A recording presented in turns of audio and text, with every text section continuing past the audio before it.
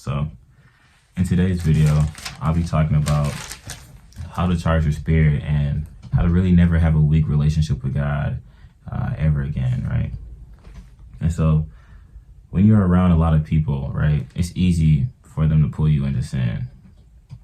And a good analogy that I have for this is, let's say that you're hanging on a bar, right? You're at the gym or something, or you're hanging on a bar. And then as you're hanging on this bar, one of your friends comes up and they pull you from your feet. They're trying to pull you down from your legs as you're hanging on this bar. And the saying goes, is it easier for this person to pull you down? Is it easier for them to pull you down by your feet while you're hanging on this bar? Or is it easier for you to keep yourself up? Is it easier for you to hold yourself up while this person is pulling you down? All right, it's way easier for your friend to pull you down by the legs than it is for you to keep yourself up. And in the same way, in real life, that's how it is. Like when you're out in public with your friends or wherever you may be, it's easier for the people around you who are sinning to pull you into sin with them than for you to stay righteous, than for you to stay up, right? And so it would be much easier for someone to pull you down, right? And this is why it is important for you to charge your spirit. And one of the ways that you do this is by involving God in everything.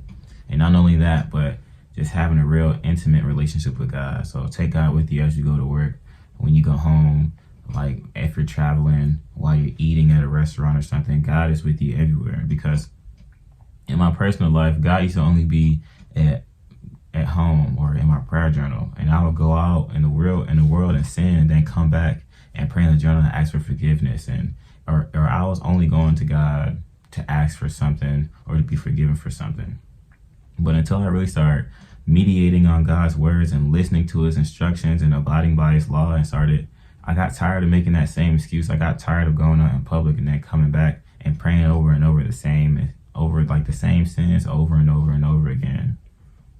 And so I changed, after I really started pressing in God's word and I really started taking my fellowship with God serious, my prayers started to change, and the things I started to say changed. The things I used to do had changed. Instead of me praying to God to ask for something or to be forgiven for something, I wouldn't do the things that I would normally ask for forgiveness for. Or my prayers changed from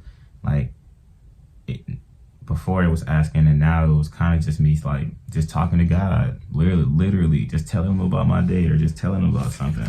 And if it wasn't that, it was literally spiritual warfare or praying against evil spirits or the spirits that are in people, demonic spirits that are in people, including myself. And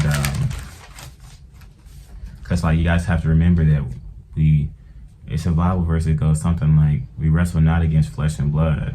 These are spirits, these are demonic spirits that we are fighting. So yes, whenever I wasn't just talking to God, I was just praying against evil spirits like things that used to get me in the past, like lust, things like gossip, things like anger and rage and pride,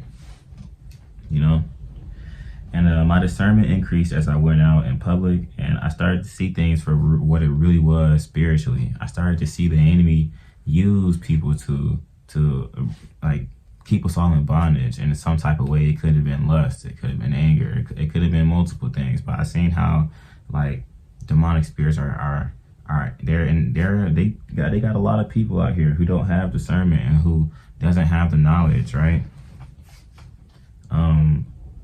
So how to charge your spirit and have a strong relationship with God? And the answer to that is you have to be willing, right? You have to be willing to make a sacrifice. You have to be willing to die to your flesh. You have to be willing to live for God's purpose and not your own purpose. You have to be willing. But yeah. So how do you keep a strong relationship with God? The answer is you have to be willing. You have to take out something. And yeah. That'll be the end of today's video. It's currently 4 a.m. and it's pretty early.